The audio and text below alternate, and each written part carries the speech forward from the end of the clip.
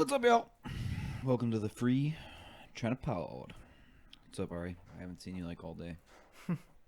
Even though we've like literally are in the same, probably 15 meters of each other the whole day. We talked like 2 or 3 times today. Momentarily. But I've been locked up in my room most of the day, writing articles. Oh, yeah. And then also whipping the staff writer into writing more articles. So, everyone go to the website, which should be your homepage right now, and read all those articles, because there's a lot. Probably like close to 20 in the past 2 days. So, lots of Taiwan news, some China. Currently working on an article about Ming-che. It's actually about the Taipei MRT. They refused to post an advert from Amnesty International about Ming-che. Do you know Ming-che, right? I forget. Ming-che is a Taiwan democracy advocate that was basically black bagged in China. He's been held there since March 2017, but definitely March 2017. And yeah, I mean, they just nabbed him and said he was subverting state power. And he's supposed to be released this year, but they were trying to put up an advertisement, I guess, like at the end of December or the beginning of January of this year, and they took it down because they basically said it was like a extremist thought or might cause problems with China, something like that. As if that should be a fucking concern of anyone in Taiwan. Is he Chinese national? No, he's Taiwanese. What do you mean? Limingze is Taiwanese. So, wait, he was apprehended in China? Yeah, he went to Macau and then he went to China. He works with a bunch of like activists in China. When was this and why did he go there? 2017. And I think he probably went there to have discussions with activists. But they never really gave a good reason. They just said subverting state power. Just like when they say, provoking troubles and picking quarrels or whatever. It's just nonsense. But yeah, I assume he went to go talk to democracy advocates in China. Is ostensibly what it seems to be. So, but anyway, it was just kind of sad to see. It's not like the Taipei MRT is a private institution. It's like 70% owned by the government, and the government spends a shitload of money on it, and then denying like a pretty blasé, like bland ad. It wasn't like they were like, China's a fucking monstrous piece of shit. They were just like, oh, like this guy got arrested basically for talking about democracy in China. I saw Fareed had a slip. He called it China in his podcast. Hell yeah. Not in his podcast, on his show, which is also aired as a podcast. I need to get that soundbite and put it on the soundboard. It's in the one from last week. I'll check it out. I don't want to give him any plays though. Hate that man. I mean, this one, I thought this was interesting too, because he gets a lot of wrong takes recently. So basically basically one of the things he does is the first 5 minutes of his show is always an exact copy of him reading off the same article that he makes money for in his Washington Post column. So he's basically self-plagiarizing every single episode. Well, he knows a thing or two about plagiarism. And he also... I'm just kidding. But he... of course. It's rich people shit. This week's Washington Post column was essentially about why... It was a little bit, I would say, Russian apologism and saying that Russia's kind of stronger right now and that they've made these demands of NATO and that kind of NATO needs to respond and can reconsider its place in the world order. And I don't buy any of that. And neither did his guest, which was nice, that they're like, no, I need to challenge you on your entire piece there, more or less. Because not specifically on the fact that Russia is up or down at any given time, because it's hard to say, just because oil is up, and that was his claim for Russia is up. He's having crises in Kazakhstan and Belarus embarrassing themselves with the takedown of that jet. He's got his own problems there. Mm-hmm. But more the notion that Russia at all feels concerned because of NATO expansionism in the West when they have their little enclave in Kaliningrad with 1,000 nuclear nuclear arms pointed at continental Europe. Like, give me a break. And they basically said the same thing, like that Putin does not recognize Ukraine as an independent country, and he's basically said that on the record. He wants to annex the territory or put a pro-Russian puppet in. Right. Like, he doesn't have any respect for it. That's what it comes down to. This has nothing to do with NATO. You don't deal with security concerns by threatening to invade a country that wanted to be in that specific security arrangement that is designed to prevent invasions from your country. Like, what kind of logic is that? Well, authoritarian nations. It's authoritarian logic, I guess. But it's not. But the whole point of it is that it's a farce. It's not. The only people who are buying into that are tankies. I mean, are people who like being cucked with stupid ideas that obviously can't be true. It makes no sense whatsoever. Yeah, it's illogical. Not only that, he's driving every other country in the region to join NATO for that very reason, because this would upend the international order that's been upheld since the end of World War II, which is basically like, in continental Europe, you do not invade another sovereign country's territory, like, in order to make land claims. This is an exact play out of basically the invasion of the Sudetenland and Czechoslovakia during World War II. Like, it's a joke. Yeah. Do you still stand by the fact that you don't think they'll invade? Yeah, I still do. I don't think they will. Yeah, I don't know. I'm not sure. I don't really have a stance on it. I do generally tend to believe it's a lot of bluster, but I don't know. I'm not sure. Well, what the UK was basically saying, I wrote this in the article, I referred to it, was that they're suggesting that Russia would basically annex those territories and try to destabilize Kiev, destabilize the Kiev government, embarrass them, and then institute some kind of undercover protest and then a coup, basically, and install a Russian puppet. That I believe. That is feasible, but sending land troops across the border, I don't believe. I think that it's very possible they will try and recognize those separatist governments as the so-called governments, which are essentially Russian puppets backed by Russian troops outside of uniform. But other than that, I don't think. I think he knows what the costs would entail, which is the end of Nord Stream, the end of Russian natural gas sales to half of Europe, Finland considering, and Sweden almost certainly joining NATO, and then potentially stationing nuclear weapons like 200 kilometers away from, in Gotland Island, 200 kilometers away from Kaliningrad, and threatening to wipe that off the map before any of their nuclear weapons went online. It's a bad move all around. Yeah, for sure. Definitely doesn't seem smart. Besides the fact that I think it's all domestic. I think that Russia feels threatened by democracies on their borders, which you could see very clearly with Kazakhstan. Like that basically, as soon as there was I don't know what the hell was going on. There were pro-democracy protests. By the end, who the fuck knows, with the amount of Russian agents there doing whatever the hell they were doing, trying to foment a coup. In any case, the notion that there would be a democratic government next to Russia making Putin look stupid is a much bigger threat than anything else. Yeah.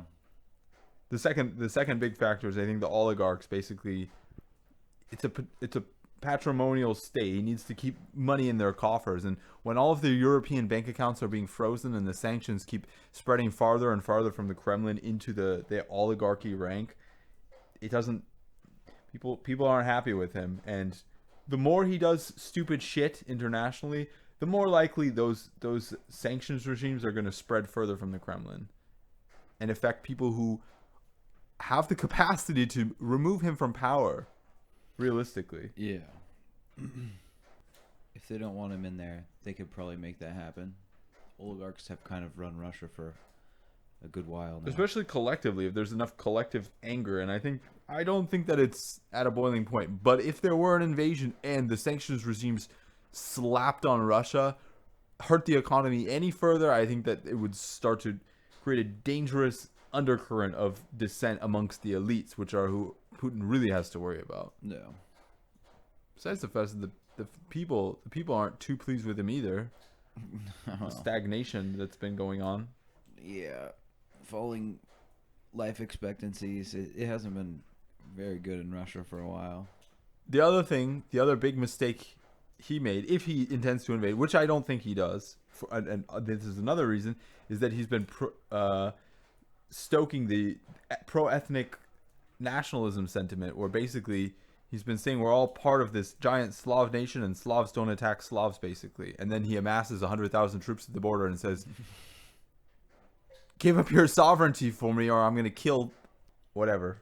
I'm going to kill large amounts of a fellow Slavic people. I mean, he didn't make an explicit threat, but it's the implied threat. And most Russians don't see it as a threat. They think that to them it's unthinkable that he would invade. And for that reason, I think if he did, it would either shatter his own ethnic nationalism argument, or if it didn't make it very questionable why he was making these claims, then it would just erase all the claims that he had been making up to that point. I don't know exactly what I'm trying to say here, but it's contradictory to the kind of ideology that he's been putting out for the last few years. Yeah, I think it's interesting to see. I've seen, obviously it's mostly like tankies, but some people have been mentioning like, oh, well, Ukraine is like such a fucking bad place because there's like white nationalists in there, or like ethnic nationalists. There's a shitload of white nationalists in Russia, let me tell you. That's exactly my point, is that and also just because a country has a subset of people that have a fucking ridiculously stupid ideology doesn't mean that it gives another country the right to invade it. So it's preposterous. But yeah, like you said, that was going to be my point as well, is that Russia also has a shitload of those.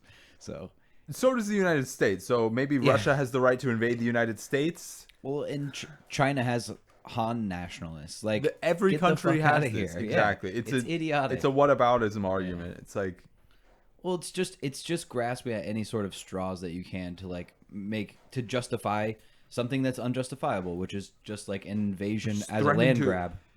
I was having a conversation with one of our interns today, and he was basically making the argument that if they annexed eastern Ukraine, like, not that it's good or bad, but that maybe the United States would have to accept that to some extent. I disagree with that. I think just because there are ethnic Russians, whatever that means, this fabricated term, because they speak, basically, Ukrainian and Russian are like fairly similar languages. Mm-hmm. And Russia during the Soviet Union era forcibly moved its people all over the I shouldn't say empire, all over the political union. So just to say, because there are a bunch of ethnic Russians in one area or another, does not mean that everywhere where there are ethnic Russians suddenly belongs to Russia. That's a nonsense argument. That would be like saying because there are lots of ethnic Kazakhs in Moscow right now doing all their construction work, that they have the right to annex Moscow. It's a preposterous argument. The Philippines gets to invade Taiwan because there's so many migrant workers here. Yeah, exactly. Like you don't just get to redraw the borders based on the ethnic majority who lives in an area. It's a preposterous thing to say.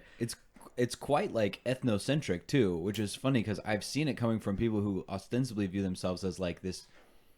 It's usually like tankies, but who masquerade as like progressive or whatever word you want to say. It's a bug in that lamp. I don't know how it got in there. As soon as you looked at it, it stopped flying, but it was flying around in circles. I don't believe it. Oh, there it is. Fake news. I mean, they're excuses. They're like post hoc excuses made to justify essentially national expansionism. Like, yeah.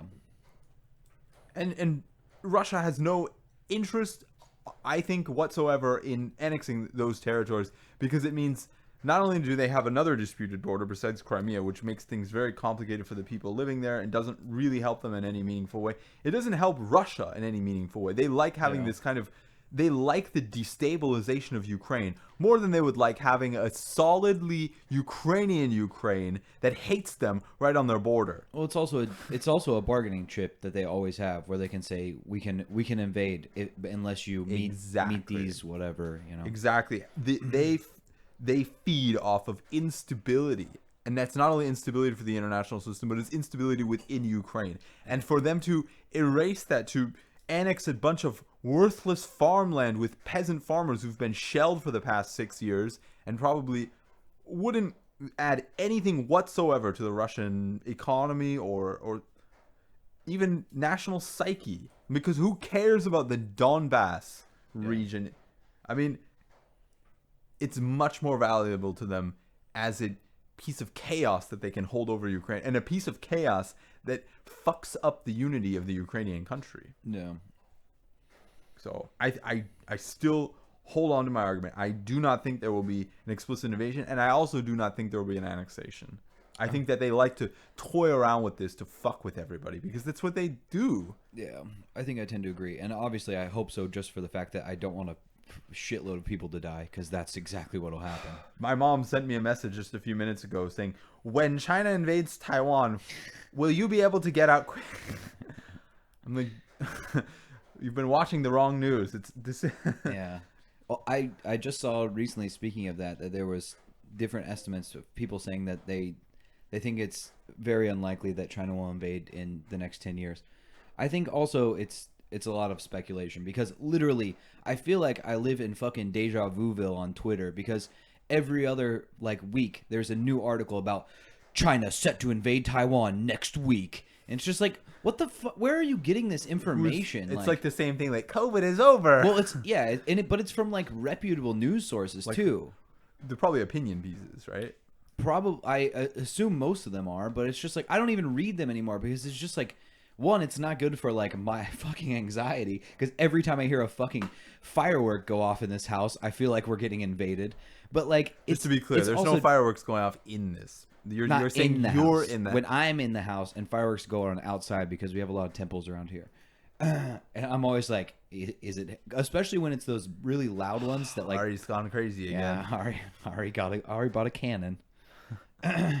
Yeah, no, but it's just silly. I don't know. It's just all speculation, and it drives clicks because it's sensational, and it would obviously be a big fucking deal, but I think it's irresponsible journalism, in my opinion. It's definitely irresponsible. I would say most journalism right now is like wildly irresponsible. I feel like most people in the West are like, we could die at any time. Let's just max out everything. Turn the volume up to the fucking max. Yeah. That's what it seems like with, I mean, every aspect. If you look at the mass resignations, if you look at the housing market, if you look at substance abuse problems, homicide, like everything is just maxed out right now. Crime in general is down, though. Besides like you said, murder. Except for the most irreversible important crime that everyone spends their whole life fearing, which is homicide. Like, how many people are like, they spend their lives to like, oh my gosh, if my iPhone was stolen, it would be devastating. That's really the thing that I fear the most. No, it's basically rape and murder. Of course, yeah. And I wonder what rape numbers are right now. I'd be curious. I've heard everything else is down, but I haven't looked specifically at those numbers. But speaking of that, at least sexual harassment, there was a story out of Taiwan about Fan Yun, who's a DPP legislator, that like got like she claimed she was sexually harassed by Chen Shui-sen, who's a KMT legislator, when they were having like one of their little rowdy stink-em-ups at the Lithuania, because they do that every once in a while. So anyway, sorry folks, we had a dog emergency, and by dog emergency I mean the dog was slightly unhappy, so Ari decided to comfort him because he's a good dog dad. I love him. I just wish he wasn't so crazy. He's getting better, I think. He certainly seems to be more calm, but he still has some nerves, but that's all right. But like I was saying, so basically they had like this scuffle in the legislature, okay, in the legislative yuan, and she was like up front, like by like a banister, and he like was like rubbing up against her in a very odd way. But anyway, she like sued him for sexual harassment, and then like I think it was just like at the end of last year, was awarded like $80,000, which is not that much, but she like wasn't in it for the money, obviously. She like donated all to charity. But I thought it was like an interesting situation that happened, because I remember when that happened. It happened like a year and a half ago. And they're finally just getting the resolution now. But I remember you mentioning it back then. Yeah, he like came out and I guess recently apologized to her. There's a picture of them like shaking hands. But I don't know. I guess it's good to see like a positive resolution. And she had like a pretty good attitude about it, where she was basically like, he was raised in an era where like he didn't get like any sort of gender education, like gender equality education, and like probably doesn't How old is understand he? like personal space. And how old is she? They're both probably in their 40s. He looks quite old, but I don't know his exact Was it like a age. power move or was it sexual? Like what was the context? Oh yeah, he's 70. I didn't realize he was that old. But he's 70, and that's Chen Shui-sun, which sounds like Chen's student, but it's not. Shui or Xue? It's Shui, like snow. Yeah. She was born in 68, so what does that make her? 50, 53, Okay, so they're both 54. not youngsters anymore.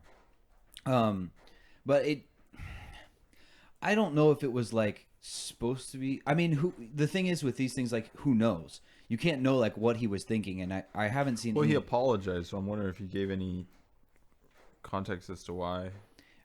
Not that I saw. I didn't see like on all the news that I watched a few like news clips of it, and everything was just her basically talking about it.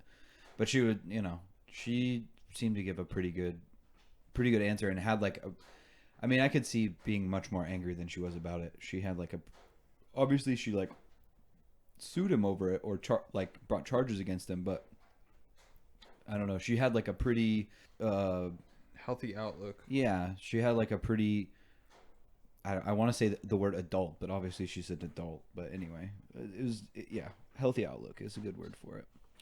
But yeah, if people want more details, there's an article up on the site about that. It's called Fan Yun's message regarding sexual harassment and gender equality. I will check that out. I need to learn more about like the Me Too and stuff in this part of the world. You should read that book Betraying Big Brother that I have, and I actually have another one by the same author. It's really good. It details like a lot. I would like to read the other one first, because I think it gives more background about kind of like the longer history of like female empowerment in China. But the one Betraying Big Brother is a lot about the Feminist Five, which is like a really fascinating story. And like, I knew that they were like harassed for a while, but I didn't realize how badly they were like harassed for like until like basically now. And like how like feminist activists in China deal with like a lot of shit. I knew that like they obviously didn't have it great, but I didn't realize the extent of it until I started reading this book. And I recommend that book to everyone if you can get your hands on it. I think I have an ebook copy. I definitely do. If you want to borrow my Kuba, you can read it. It's not super long, a couple hundred pages. The library. Yeah, you could do that too. Support your local public library, folks. I'm using the university library. So. Well, I know, but everyone else. I have a whole pile of books right now, and actually a whole bunch of papers to write right now. Gross. I think I might need some help from you, bud. I can do my best. My turn? Go ahead. The one that's just on my head before I even look is Burkina Faso. Yeah. The coup there. There's just, military coups all over West Africa right now. It's like kind of endemic, and it's kind of discouraging. But yeah, it's not great. It's not great, but I don't know what the answer to that is. Besides supporting American intervention. I don't think that's the answer. What's interesting is because France had already intervened in Mali, and then there were like 2 different coups, like while they were helping the Malian government deal with their like insurgency issues, and apparently because of one of the changes to government, they tried to kick out the Danish peacekeeping troops. They're like, you were invited by the previous government before we overthrew them and killed all their leaders, so get the fuck out. Wow. Like swearing, sorry, Poppy. Sorry. I don't like when you kick out the Danish troops. Sorry, Poppy. He's like, okay, no more swearing, please. There was a story. One of the spokespeople from the Taiwan Affairs Office in China, Zhu Fonglian, is her name. She stated that she wants to visit Taiwan. And I read your article. So yeah, she was she like came out and basically, I guess she was speaking Hakka in like part of her statement, and one of the members of Sudai Liang, who used to work for the Ministry of Foreign Affairs, basically came out and he's like, "Oh, we'd love to have you," because he's Hakkanese as well, and he was like, "Yeah, you can definitely come here as long as you make sure that China removes its missiles that are pointed at Taiwan. They also have to stop harassing Taiwan with warplanes, and also the CCP has to end its practice of keeping Taiwan out of international organizations." He's like, "If you fill these requests, I'll bring you to Taiwan, and you can have some delicious Hakka treats with me." So, I don't know. It was a pretty funny retort. I wonder how much Hakka culture there is left in China, because I remember the last time I went to Hong Kong and I was in that area, I was thinking of going. Not the last time. No, the previous time. The last time was during the protest. They have like some historical Hakka villages and stuff, like some fortified villages, because the Hakka and the like Cantonese. Well, I think in general they were like a little bit separated from the other subgroups in southern China. So yeah, they have some like fortified villages and some historical places. But I wonder how much actual like Hakka culture in terms of like linguistic or culinary traditions they have left over. I'm very curious about that. I'm curious as well. I don't know. I do know that like the majority of people of like Hakkanese descent can't speak Hakka. It's like a rapid. You mean in Taiwan? I mean around the world. It's a rapidly degenerating language. One of our old students is Hakka. I won't name names. The only student that we've ever shared. Well, one of the two. The female one. Oh yeah. I think she mentioned that before. Yeah. Yeah. I mean, we both used to live in Taoyuan, and Taoyuan's like one of the biggest Hakka enclaves. I That's guess. true. That's true. But she's the first, I would say, international Hakka, like Hakka Yeah, that's diaspora. true. Yeah, that that's true. I know. Yeah, that's probably true for me as well. One thing that I saw that was interesting is that the EU is now suing China and the WTO over the blockade of Lithuania. Oh, hell yeah. Yeah, it's kind of interesting, right? Yeah, there has been a lot of rumors, and again, like not great journalism of people saying that Lithuania is like telling Taiwan to change the name of the representative office. But Taiwan came out and was like, we haven't gotten anything from Lithuania saying that. So I mean, obviously, who knows what's going on behind the scenes, but it doesn't seem like that's true. And so a lot of these news articles saying that they're going to change the name back to, or change it to like the Taiwanese representative office or something like that. There's really not much basis for them that I've seen. So we'll see what happens with that, but we'll see. Also, they make it seem like Lithuania is like losing a bunch of money by doing this, like because China's not importing like the rum was like a big thing, but they literally diverted the ship and sent it to Taiwan, and Taiwanese are going to pay like 2 or 3 times the price for all that I rum. think you wrote 2 articles about, or somebody wrote 2 articles about Lithuania lately. What was the other one? One of them was about the diversion. The other one was the other one was about changing the name, I think. They might have been contained in the same article, but I'm not sure. I think there were 2. Our staff writer has been working hard, folks, so support them by reading our articles and also clicking on the ads when you're on the site. Yeah, it's very helpful. If you're interested in the product, of course. Of course, don't just randomly click. Yeah, so it's kind of nonsense. Again, like there's a lot of like piss poor journalism going on around the world right now, but that's something we gotta expect, I suppose. Breyer's retiring. Did you hear about that? I told you about that, boy. I heard. Did you tell me about it? Yeah, I mentioned it to you like yesterday, and you were like, Breyer? Who? And you're like, oh, Stephen Breyer. Oh yeah. Yeah. Now I remember. I've been getting very poor sleep lately. That's my excuse. I see that. Yeah. You think that room is so bright? It's super bright. I'm gonna stay in this cave tonight with Poppy. The cave. Do you think that they're going to actually be allowed to appoint anyone? From what I understand right now, because of the changes that McConnell instituted, basically they just need a simple majority. So it's almost certain that unless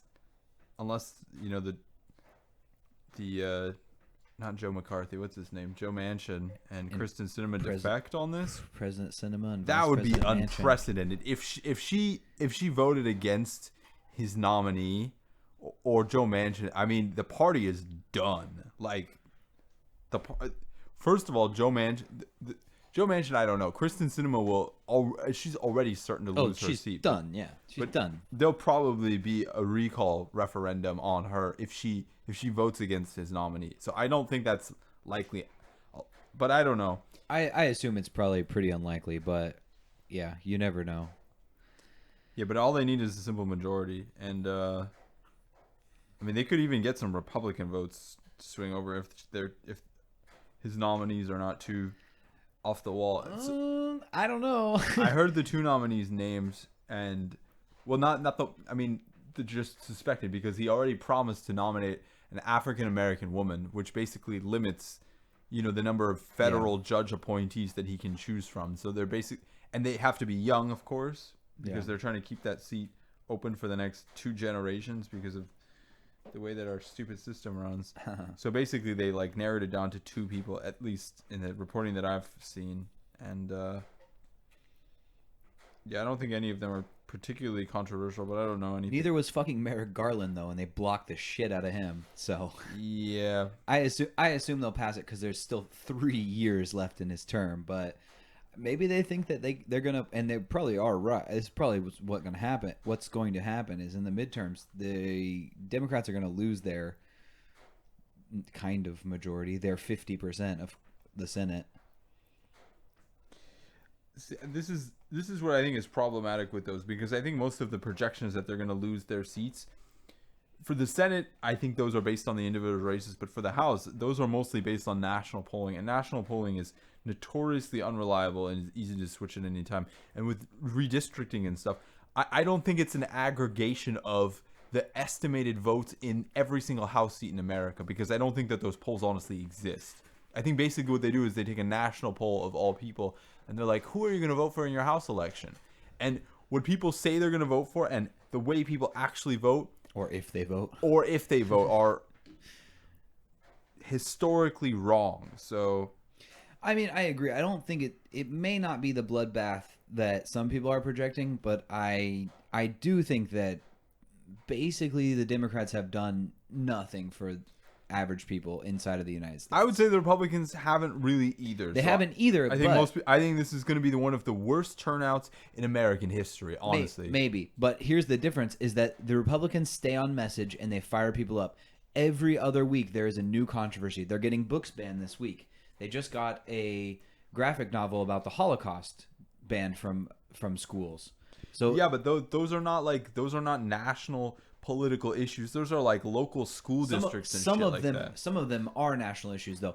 The newest one that I saw was, of course, they had the M&Ms. They were de-bimbofying these M&Ms, and that really upset conservatives. You think that'll get some Christian nationalists.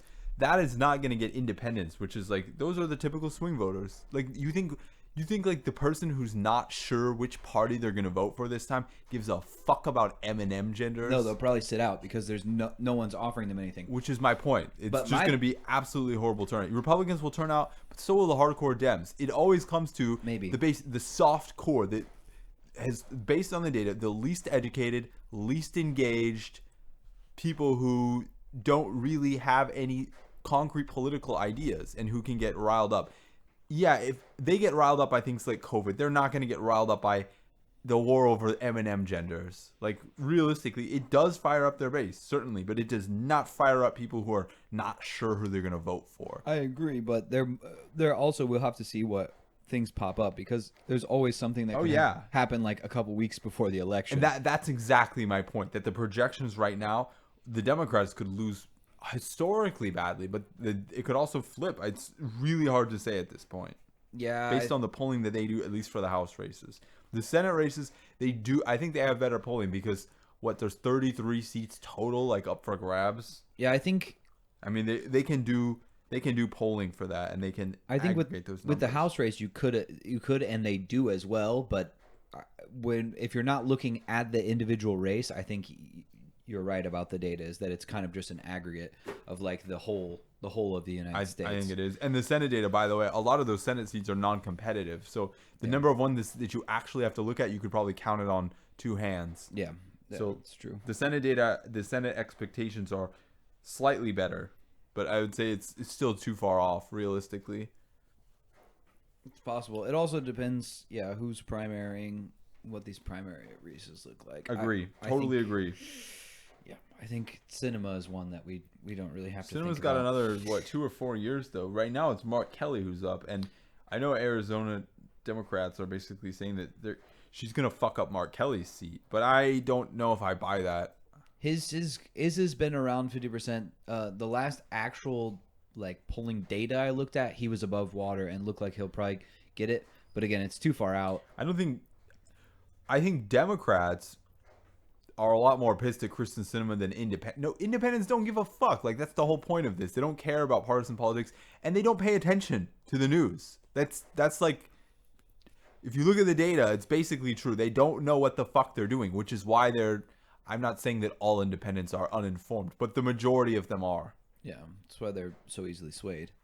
That's why they don't have any concrete political beliefs. They don't really care. They're just voting on whims, and they don't always come to the elections in general. So yeah, I wonder how much that's changing as people kind of flee the parties, but I don't know.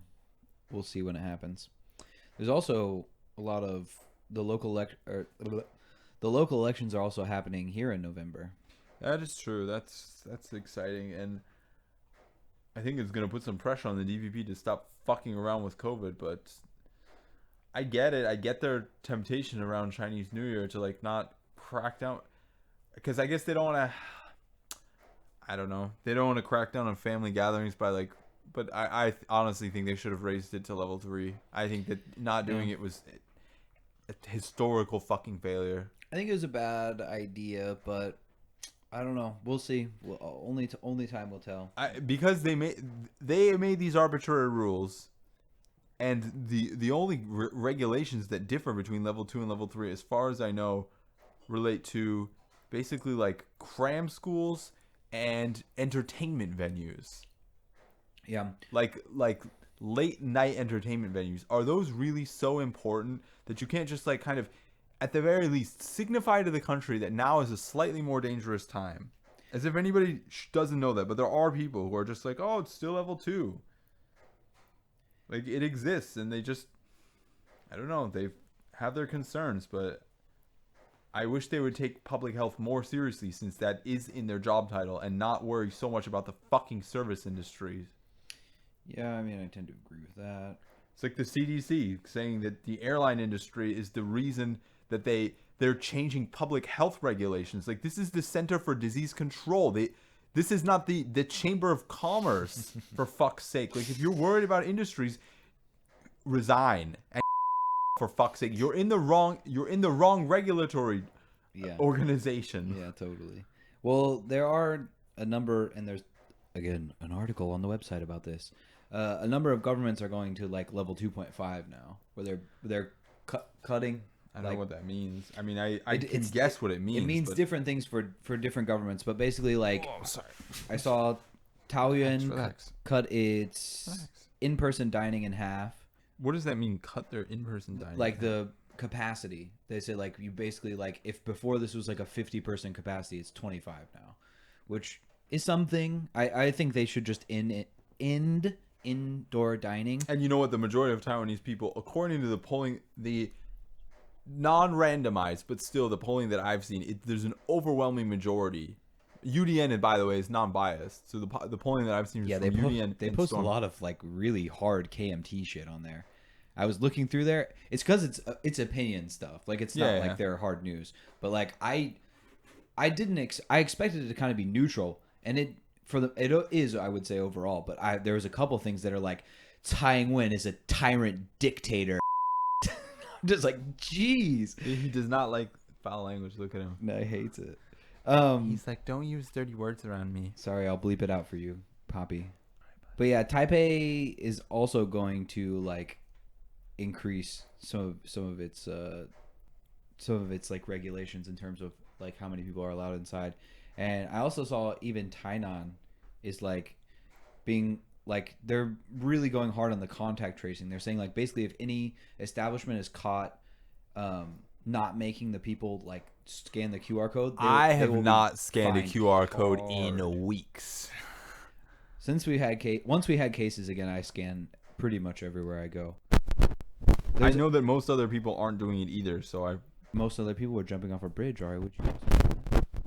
I feel like this is similar with masks. People have just decided, like, collectively that this is not. I would say 98% of people in Taiwan wear masks. Masks, yeah. I'm saying that if people stopped wearing masks, I feel like there would be that kind of. I know around here, for instance, people don't wear masks.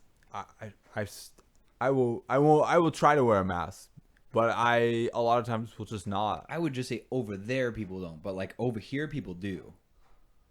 All these houses over here, they all do. All that the lady that does her laundry, she comes out. I haven't seen her face in like since we moved here, because every time she goes outside, she wears a mask, and so does her.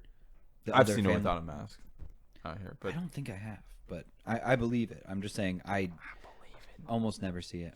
Yeah, this hill is particularly bad, but well, yeah.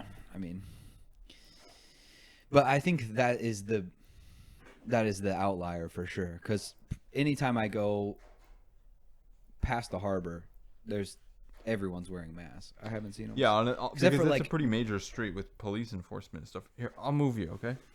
Every once in a while, I'll see like one person, like some old man, like smoking a cigarette without his mask on the street. But like, it's pretty rare. I feel like I had a few more, but I can't really recall them right now. The Taliban, I heard in that same Fareed show, whatever. David Miliband, whatever, was advocating that the United States kind of restore funding. And I heard in a different real podcast, which was Mr. Joseph Rogan and H.R. McMaster, basically saying the opposite, that the United States should not give any kind of relief to the Taliban. So I think my position on this hasn't changed, that of course we need to provide, we have probably a responsibility to provide humanitarian aid to the people of Afghanistan, but in terms of giving cash to them and unlocking that funding, yeah. I agree with H.R. McMaster on that one. I think it's it's off limits. Like, I didn't know that, like, one thing that he said is from the Haqqani network. I'm sure you've heard of the Haqqani network. It's like a known terrorist network, that one of the Haqqani like children is now like the minister of the interior of Afghanistan.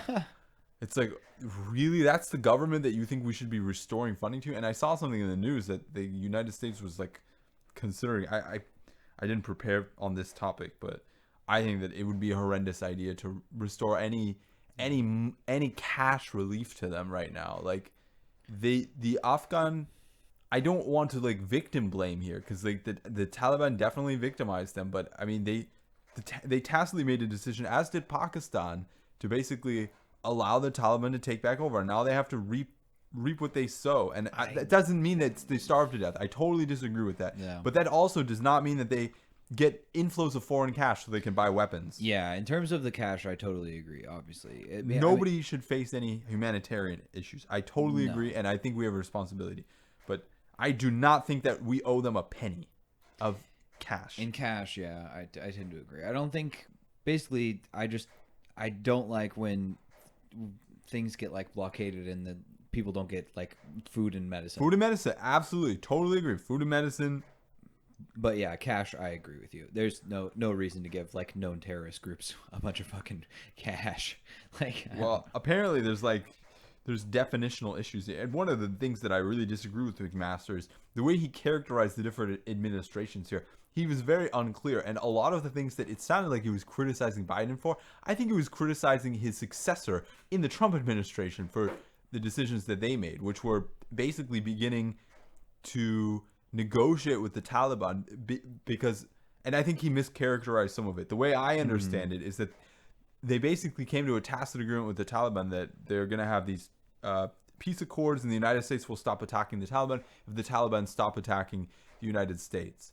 And that's the way I understood it. And whether or not that's a mistake, he understood that as a mistake, and he wasn't very clear that that essentially took place under the Trump administration through his successor, who was his successor to H.R. McMaster, the National Security Advisor. I forget. I think that they're clearly a terrorist organization, and in it doesn't matter if they're not like planning attacks against the continental United States. The fact that they commit terrorism within Afghanistan makes them a terrorist organization, and they are unapologetic about that. So yeah, they're a terrorist organization, like it or not. Just because they are not responsible for 9/11 does not mean that they're not. John Bolton.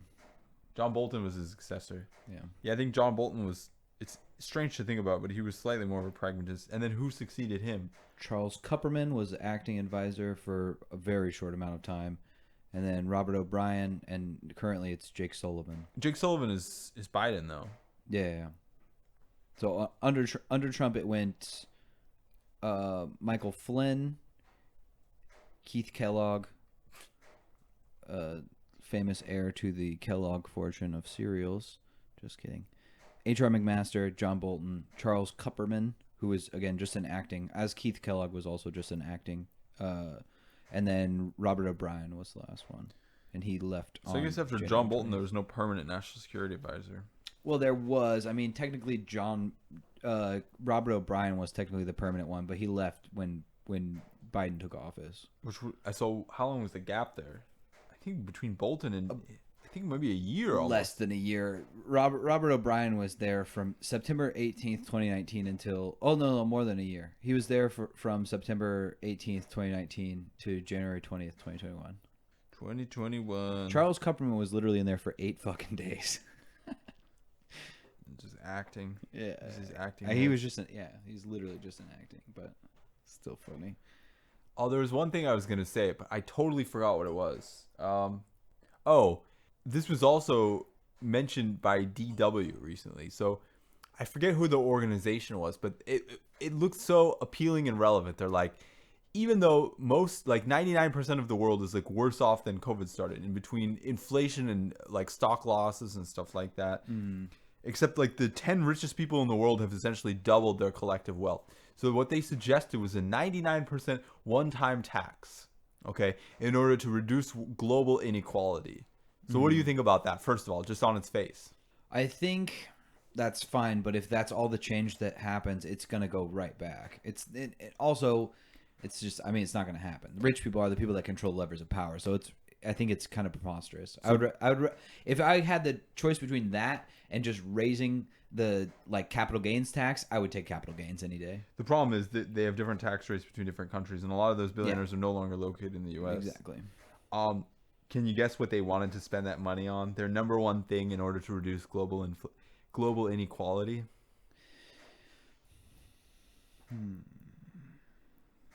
Gasoline subsidies. New laptops for Hunter Biden. Your favorite. One more guess. You got to say it with an Anthony Fauci accent. Fucking Pfizer's. Yeah. Yeah.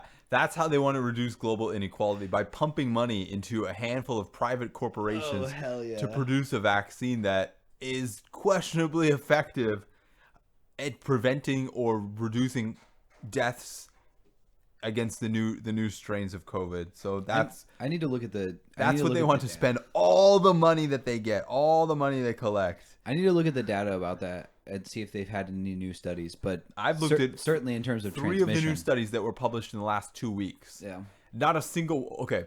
The best results that could be interpreted, and they were interpreted by Pfizer as supporting them, were one of them said that 2 vaccines do not help and 3 vaccines may help. And Pfizer's like, we got it. That's the victory. 3 vaccines. You need 3 vaccines, folks. Well, against Omicron. Well, I think also the other thing is, sorry, Poppy. I wonder how much it matters how long ago you got them, because It does. yeah. It matters a lot. which is a big reason. Same thing for like if it you know, Exactly. if you've gotten COVID recently, and if you have like natural immunity, which It is matters a lot. And not only that, but they also suggested, because I looked at these studies, so I'm kind of mashing pieces of the findings of the different studies together. But another one was that the responses were extremely variable between different people. So Yeah. two people getting the same vaccine, one of them might be quite well protected and the other one might have almost no protection whatsoever, which means that vaccine mandates, or the idea that you can use vaccine mandates to substitute for testing, which is what countries like the UK are now doing, where if you have a vaccine, you no longer need to be tested to come into the country, are preposterous, because you could have one person who is vaccinated now, a calendar date like 14 months ago, and had no immune response whatsoever to it, and they would not have to follow the same procedures based on farcical science against that's just one thing that I'll say that Taiwan has implemented now is their testing is everyone. Well, actually, it's been kind of implemented for a while, but everyone has to get tested, regardless of vaccination status. When if you're coming in from abroad. Well, I mean, I guess they're following the science, which shows that you don't even need to look at the science. It's not like, if you look at the number of people who are coming into the hospital infected with Omicron, that's enough evidence right there. You don't need like a double-blind peer-reviewed study to prove that something doesn't work. Right. Look at how many people in the United States or Europe are vaccinated. It's like 70%, and we still have huge numbers of people going to the hospital. Now, 66%. And by the way, the studies from the US show the exact same data as the UK, Yeah. which is about 66%. it is possible that you're less likely to like maybe even like get seriously sick and die. With Omicron, I haven't looked at the studies That yet. data suggests that, especially for people who are boosted. But again, I think that is the most relevant thing, is that these quote unquote booster programs have all taken place in the last like two to 3 months. Yeah. And yeah, I would say that the number of people who have been tested in these studies is astronomically small, and they're neither double blind nor are they controlled. They're basically all observational studies, mostly of people who have gotten the vaccine versus the number of people who come into the hospital who haven't, which may be immunocompromised. So it's like there are so many confounding factors. Like you can't just take an observational study and call it fact. It's not. This is poor quality science. There's no two ways about it. Yeah. I mean, everyone we know what the fucking answers are. It's quarantines at the borders. It's wearing masks, contact tracing, Ivermectin. Merck has a new pill that actually Taiwan got, and they got another pharmaceutical. So they were the second one to get both of these medicines, but the first one in Asia to get both of them. Let me tell you something right now. The FDA, besides pumping, because they just authorized the vaccine to like everyone over 12. In the last few days, they authorized boosters now for people over 12.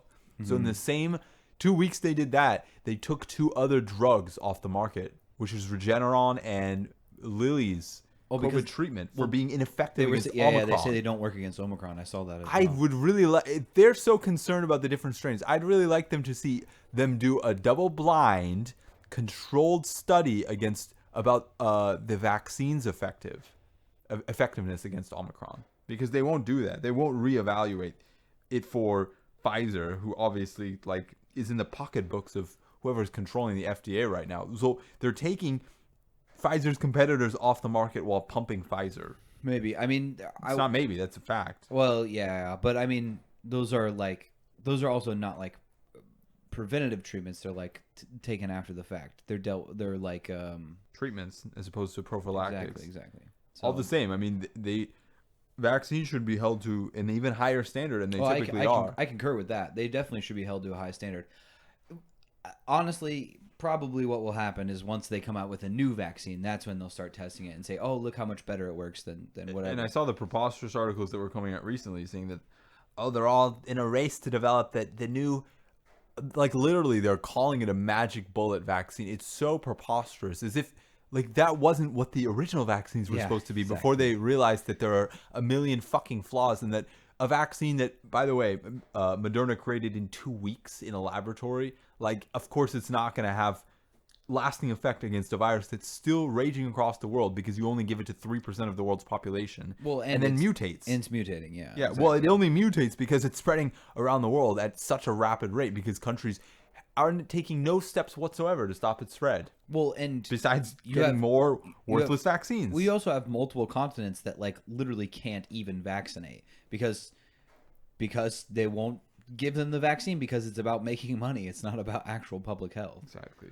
So, yeah, it's frustrating. But and they've been talking about it for fucking ever, but they still won't like get rid of the patent waivers and stuff. Like it's just, I don't know. Again, I don't want to talk about COVID anymore. It's just not even. I just wanted to share that with you. That little. I just hope people wear thing. That's how masks. they're gonna stop global inequality. Yeah, they're gonna wait yeah. until. What they'll do is if they did do that, they would wait until there's a new vaccine in the West, and then they'd ship all the expiring ones abroad and be like, "We saved money, and now we can use the rest of the money to give bonuses to all our support staff." Yeah. In New York City, of course. I think it would be great if they would just nationalize these fucking disgusting companies that literally make fucking money off of since people. we finance their development. I mean, that's not anything new either, though. Like most drugs are like created in government subsidized universities that end up buying up the patents for these fucking medicines. But they didn't even buy the patent. We gave them money. I They know. sold us like a few doses at like a prefix number, and then we're like, "Oh, we want more for other people," and they're like, "You want more? You're gonna pay more." And they jacked up the prices on things that we funded the development of. Well, but within a year. Again, they've been doing that where we fund the development and then like literal taxpayer dollars goes to fund the development. That has been happening. I mean, for basically as long as we've been funding universities in the United States. It's disgusting, and It's totally disgusting. that's why we need a fucking, first of all, Medicare for all, and second of all, Ranked choice voting. there should be no sort of anything related to public health besides like cosmetic surgery. None of that should be privatized. And actually, cosmetic surgery in terms of like actually like medical cosmetic surgery, like post like an accident or like traumatic burns, should also be like publicly financed and free for all Americans. Wait, say that again. Which part of it? That last part. I said even cosmetic surgery for like things that are like necessary cosmetic surgeries, like after an accident or after like if you have like severe burns or something. I don't think they would constitute that as cosmetic. I think they would constitute that as like reconstructive. Sometimes I've still heard it called cosmetic. I don't know how it's constituted, but anyway. The other good thing is that people that really like cosmetic surgery, it probably would be cheaper under a system where you have Medicare for all. But anyway, do your thing. But it's disgusting. I don't know. I can't even imagine like living back in the United States now, with how fucking dog shit the healthcare system is. Neither can I, honestly. Every time I think about it, I'm just like, oh my gosh, I have to go back to like every time I need to do like go to a doctor's office, I have to spend a week's salary. At least. Not to mention if you have something like seriously wrong like happen. Yeah. Like where you actually like, need to stay in the hospital. Yeah. I remember the last time I went to the ER here, it was like 600 Taiwan dollars, like for the entire thing. Like not only the ER fee, seeing the doctor, doing a CT scan of my head because I had a concussion, doing an ultrasound of my kidney, doing blood tests, all kinds of stuff. That was 600 Taiwan dollars, which is $20 US. It would be probably in the thousands in the US. Yeah, it would be like take the NT amount and like times 20. Maybe even more. No, times probably 100. 200 maybe, yeah. It's I mean, yeah, when I went to the hospital here in Taiwan, because times 30 is just the US dollar. That would be like $600 US. 600 US dollars wouldn't even get you into the ER. It's like $750 now. Well, I meant times 20 and then convert NTD and then convert it. Yeah. No, well, that's a little high then. That's like $15,000. Dude, it's some places I mean, if you don't have insurance, it would cost like, I mean, you can like, and the thing is like it's predatory too, man. I've seen people post bills where they'll they'll be billed like $100 for a cough suppressant, and it's like a fucking box of tissues, or it's like a cough drop. Yeah. They'll do that all It's the time. absolutely predatory. It's insane. My sister has an immunocompromised child, and she thankfully has like some support with Medicaid and stuff, and she like spends hours and hours on the phone like negotiating with them. I've never had to negotiate anything in Taiwan. I swipe my fucking medical insurance card, and that's the end of the story. Well, the difference is that a lot of these, well, first of all, you as the consumer in the United States are stuck in the middle between the insurance company and the provider. In Taiwan, because the payer is the insurance company and they just have fixed copays, if there's a dispute, you won't be stuck in the middle. It would be between the provider and the insurance company without you there. But they also, I mean, they have fixed payments in Taiwan as well. But yeah, it's not up to you to oversee like whether there's kind of fraud or misuse of those fees. Right. It's up to the government, and the government, by the way, has like if you have a dispute with your insurance company, or sorry, with the provider, like they bill you $100 for an aspirin, it's you arguing against the provider, and then if the insurance company comes after you, then they might defend you, but they might not get involved, especially if you're the one who paid the bill. If it's the insurance company in Taiwan paying that, that's the full weight of the government. So they have a lot more leeway to crack down on healthcare providers who are abusive or predatory or scam artists. I mean, that's just straight up a scam. Yeah. It's a scam. But yeah, when they're all in bed with each other because they're all making money off each other, it's like, well, what are you going to do? Fucking bullshit, man. Ranked choice voting. Ranked choice voting, Medicare for all, get money out of the fucking politics. The Devil's Triangle Party. That's what Ari's going to run on to take Kristen Sinema's seat in the Senate. The DTP, baby. The DTP. I'll just throw in a couple of stories. There's been a whole bunch of Chinese incursions into Taiwan's ADIZ again, right around the time of the sanctions, not the sanctions, the issues with Ukraine. And Lunar New Year. And yeah, well, Lunar New Year hasn't started yet. Well, it's coming up. Another thing in Pakistan, who I'm no fan of Pakistan, but they swore in their first female Supreme Court judge, which is interesting.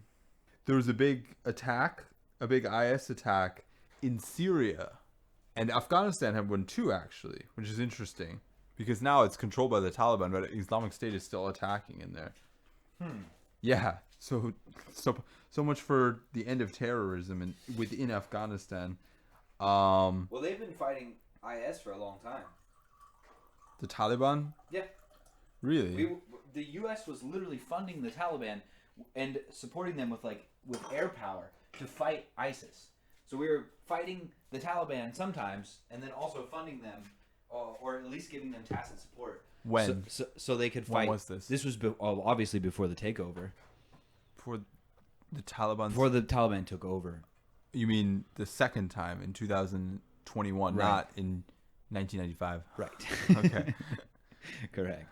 In the interim, we would intermittently fund them, or at least, like I said, give them some air support, military support. Enemy of my enemy is my friend type shit. One other thing that I thought was interesting, I was not aware of, that McMaster referred to, is that some of the rebel forces that were fighting against the Taliban actually were also fighting against Pakistani drones. So the Taliban was getting Pakistani drone support, apparently, which is really interesting. This is interesting. The attack in Syria was huge. I don't know if you heard about it. It was, I think, in Kurdish-controlled territory, and they basically staged a jailbreak in a makeshift jail and released I don't remember the number. A lot of prisoners. I think most of them were recaptured, but it was there was a lot of bloodshed, to say the least. It's horrible. Yeah. Did you see the story that got posted that I wrote about Fight Club getting censored? I think we talked about this before, didn't we? I'd like to watch the censored version. I bet we could find it if we went on one of the Wait, Olivia has that streaming box, right? No. Oh, I bet we could find it on like on some sort of site. I bet we could find the censored version. I wonder. But I think all that happens is instead of the end, they just show that the screen that I posted inside the article. Which was what? Oh, sounds like. And by the end, you mean like when they're standing holding hands while the building falls down? Well, don't ruin the 23-year-old movie for everyone, Ari. Spoiler alert, everyone. Jeez. I feel like that's going to be the title, and don't let spoiler alert be the title for this podcast, please. It says, so what they say at the end is, through the clue provided by Tyler, the police rapidly figured out the whole plan and arrested all criminals, successfully preventing the bomb from exploding. After the trial, Tyler was sent to a lunatic asylum, receiving psychological treatment. He was discharged from the hospital in 2012.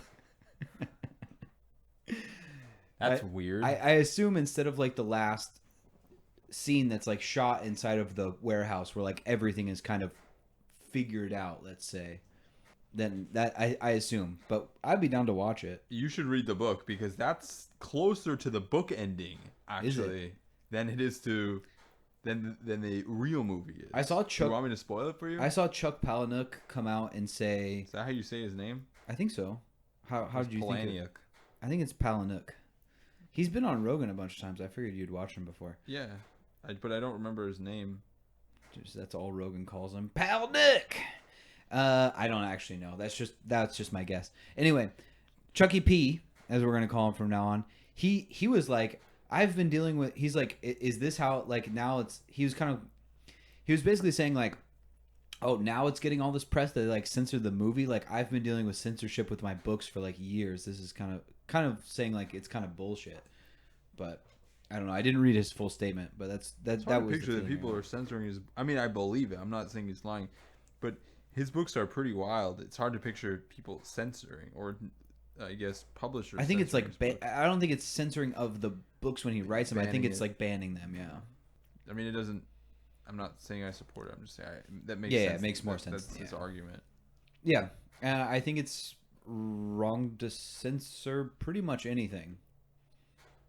I mean, besides like direct threats of violence against certain like specific people, and like maybe doxing and libel and slander. But besides that, I pretty much think you should be able to print kind of whatever you want.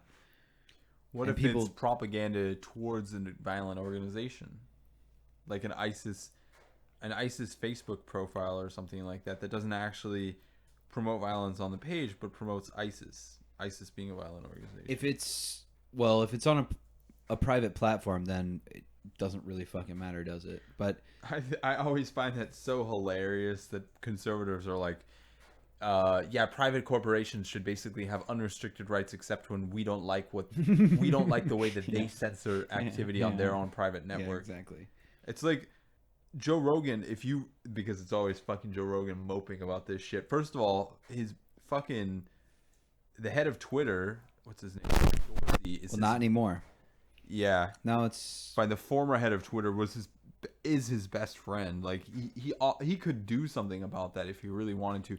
He doesn't really care. He just likes to complain. Yeah, he just likes to complain. And the other thing is, honestly, like, if you are really so aggrieved at the crimes, the so-called crimes, the unfair censorship, stop fucking using it. Yeah. Grow the fuck up. Like, I thought this is a free marketplace, and if you don't like something, like, Joe Rogan says all the time, like, oh, you know, the remedy to bad ideas is not censorship, it's better ideas. Yeah, better ideas. So if the remedy to a bad social media platform should be a better social media platform, like it doesn't stop at the borders of what constitutes a social media network. If you believe in Darwinism of ideas, in a discourse, then you should believe in Darwinism of companies too, if that's your valid principle. But I don't think he really believes in that. He just likes talking and complaining.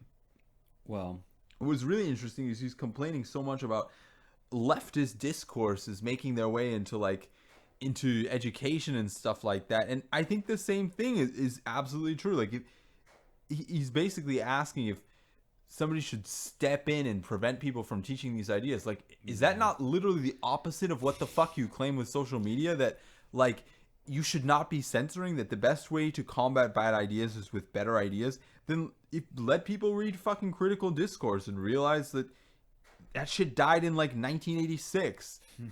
I mean, realistically, if you really disagree with it, then have a better idea out there. But you can't have this like premise that you live by, but only apply it to certain things. Yeah, there's my anti-Rogan rant. I'm not anti-Rogan. I just think that that's ridiculous and hypocritical. It's stupid, and it totally completely lacks any sense of like meta self-awareness here. Well, I mean, expecting that from the likes of Joe Rogan is interesting. Now, one true fucking patriot that's going to fight for a real new social media app that's going to be free and fair is Donald Trump. He's starting. Oh hell yeah, brother! The legitimate winner of the 2020 presidential election, if not for traitor Mike Pence. Yeah, Mike Pence. I do not agree with that statement, and I hope that gets censored out. I simply was giving a testimony of what they said on January 6th. That's not my personal opinion. But Trump's starting his own social media network. And also, speaking of free speech warriors, did you the Ivanka web. Did you Ivanka.com, my favorite new website. Did you only Ivanka.com. Did you watch the interview with June? OnlySlavs.com. That sounds like Only Farmers, that old dating site. I was basing it off OnlyFans. Oh hell yeah! Only Slavs sounds like it's like like it might be started by Vladimir Putin. It sounds like a mail order bride website, but what I meant is because Donald Trump does like mail order brides from Slavic countries.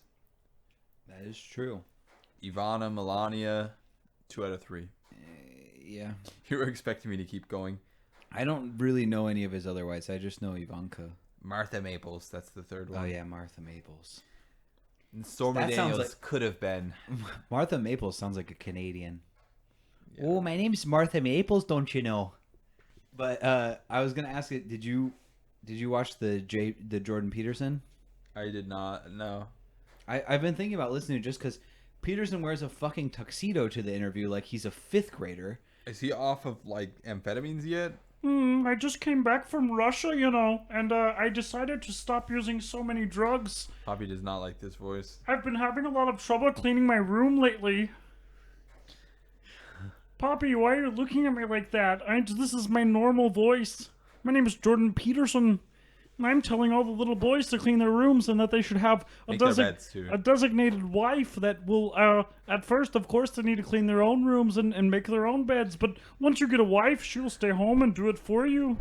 Poppy, I think his voice is pretty good. I mean, Poppy, please don't get addicted to benzos like I did. You'll have to go to a Russian prison that your daughter who only eats meat sends you to. Pretty good, man. Pretty good. Thanks. It's my best. He just sounds like a Canadian Kermit the Frog, I feel like, is kind of what that voice is. Hey, buddy. hey, guy. Hey, buddy. That was a big sigh, Poppy. Poppy's like, you fucking clowns. He's like, you guys are being so racist against Canadians right now. It's okay. I was born in Canada. I'm a Canadian citizen. Don't be so sad, Poppy.